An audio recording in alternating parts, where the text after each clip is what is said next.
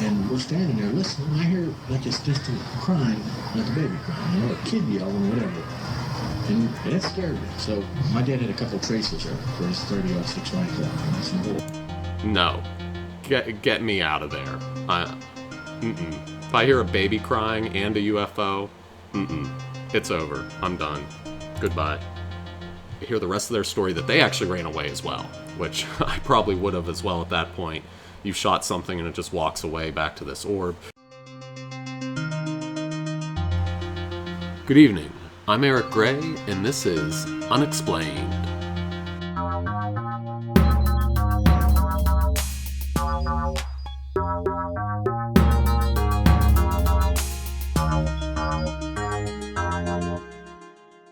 Tonight, I'd like to take a look at 3 cases of orange orb or sun disk-like UFOs, one being my own personal sighting, another from the National UFO Reporting Center, and a third from the documentary Invasion on Chestnut Ridge from 2017.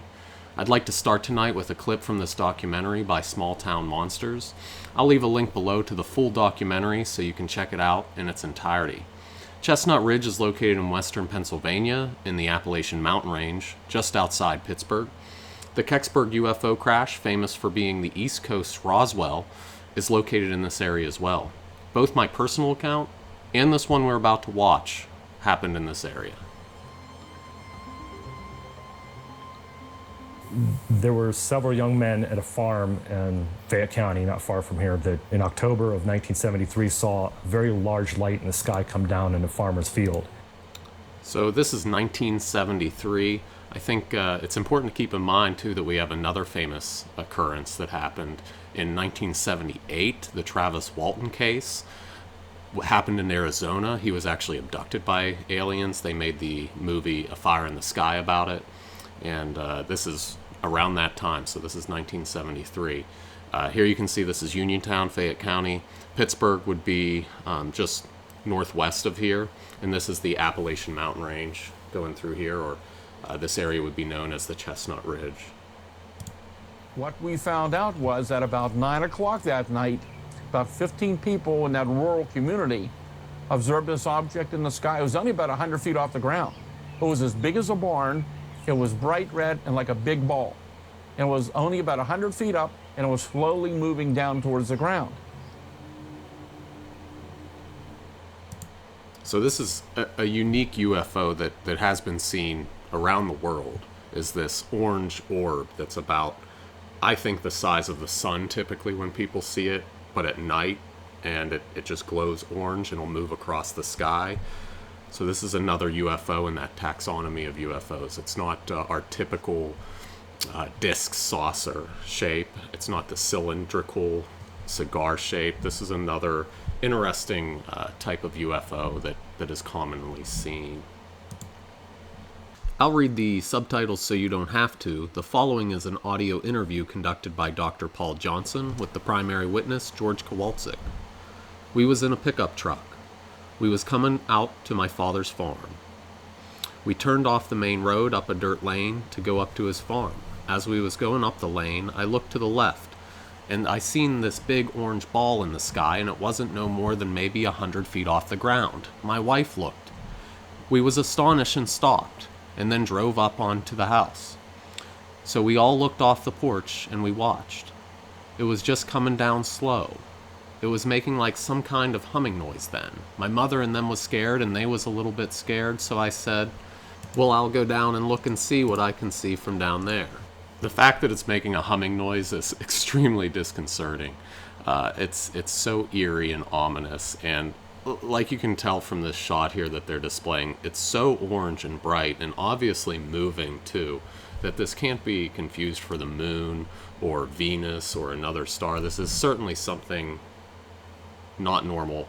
I mean, could it be a flare or something? I think that's, flares fall pretty quickly and burn out, and they definitely don't have a humming sound, and they don't move across the sky. They simply fall. So I went down, pulled up in their driveway, and I'm looking up on the hill. All I could see was like a glow reflection off the ground. I'm going to have to go back to my house, I said, and I'll go out into the field and check. So they had twin boys. Their name was Rick and Nick. They was about 10 and 12 years old, in that range. They says, "Can we go up with you to the rise?" "Yeah, get in." So they got in the back of my truck. We went up to my dad's house and we parked the truck at the house. Two boys, 10 and 12, extremely brave, wanting to go check this out. I don't think I would have done that. Got out of the truck, and you could hear this like a lawnmower, but it was a real loud whirring noise, like a turbine running or something. And we're standing there listening, and I hear like this distant crying, like a baby crying, a kid yelling, whatever. And it scared me. So my dad had a couple traces there for his 30-06 rifle. Some old. No. Get me out of there. If I hear a baby crying and a UFO, it's over. I'm done. Goodbye. Don't ask me why I put the tracers in and I carried the bullets with me up there. These two twins were standing there with me, and one of them said, "Here comes something along the fence." It must have been maybe 100 feet to my right on the hillside. I'm looking and I can see the movement of the thing from the glow of this ball. So when it got within about maybe 50 or 60 feet, maybe 70 feet away, I looked at it and there was this object walking. It was real tall and it seemed like it was walking real slow. So it appears that this orb just, I don't think it crashed. They just advised of a humming sound. It almost appears like it landed in this field. And now we're seeing this creature come up out of the light of this orb. It doesn't appear that they can actually see this orb. They just see the light emanating from it and this creature arising out of it. But taking long strides. I mean, there was movement slow in the body, but the strides looked. I'm watching it, and here it's following the fence line. Every time it would get to another fence post, it would make its noise. And then I seen why it was making noise. For this thing behind it. Another one to come right up behind it. Soon as the second one would get up to it, it would proceed up to another fence post. And this thing, when it got directly diagonally from us, this one little twin, he started screaming. I think it was Ricky. He started running. He ran back. Nicky grabbed my leg. He said, "Shoot it, shoot it." So I stand there. I shot a tracer over. So if you don't know what a tracer is, it's a round that will light up and be illuminated when it's fired, especially at night, so you can see this bullet travel through the air. So that's what he's firing right now as a warning shot. So he's seeing these creatures walk up the fence line, and you'd have to obviously assume that he's not describing the creatures necessarily right now, but they've made this depiction of a Bigfoot-like creature, which absolutely looks terrifying. He'll get into the eyes glowing. He does describe that.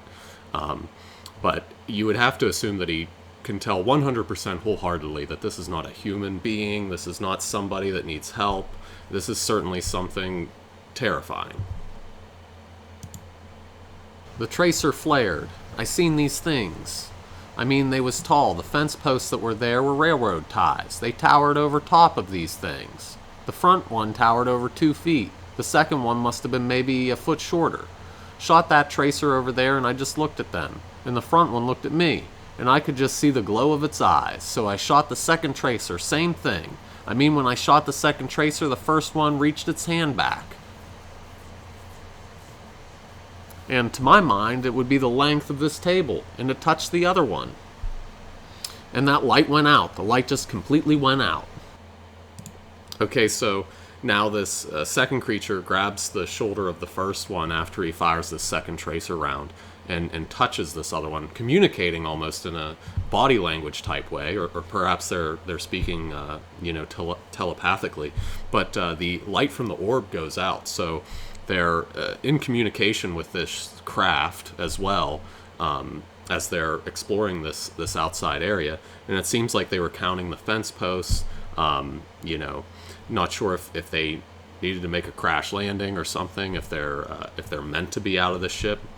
Another thing that's interesting is the length of the arms. So this is like an ape-like creature. So we have this long arm that's not human-like. It's definitely more ape-like, like a chimpanzee. So we have this sort of Bigfoot description here. And the glowing eyes, which is not typical of humans. This is more typical of wild animals, cats and things like that need to absorb more light into their eyes and are able to reflect them. And you see them clearly at night.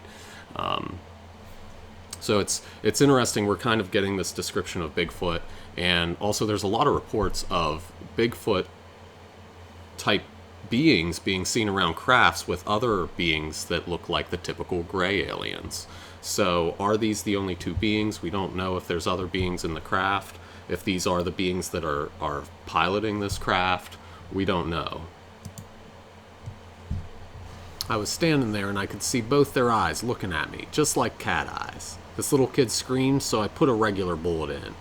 Here, there was still a glow out there on the ground, like the ground was glowing. The glow was along the fence, but the big ball, it went out. I shot the first shot, and I remember seeing a piece of that wood just splatter, come out to the side.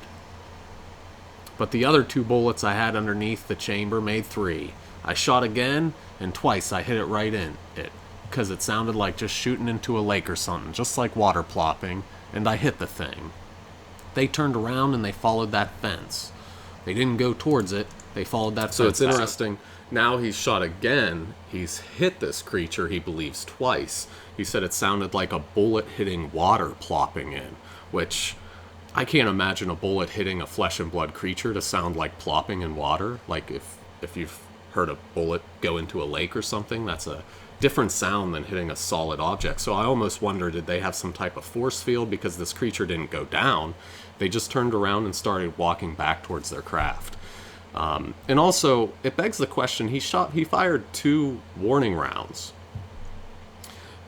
If I was a human being out there that needed help, a person that was just out there walking along the fence post, from the first shot, I would have probably been waving my arms, I would have been yelling, please don't shoot, or I would have just ran away. But these creatures didn't seem to do that until he actually shot them, and then they turn around and just walk away.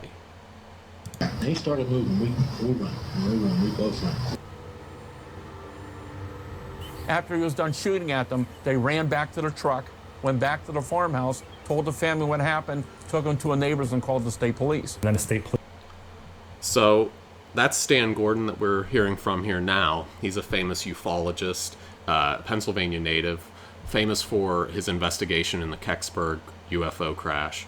And here we hear the rest of their story, that they actually ran away as well, which I probably would have as well at that point.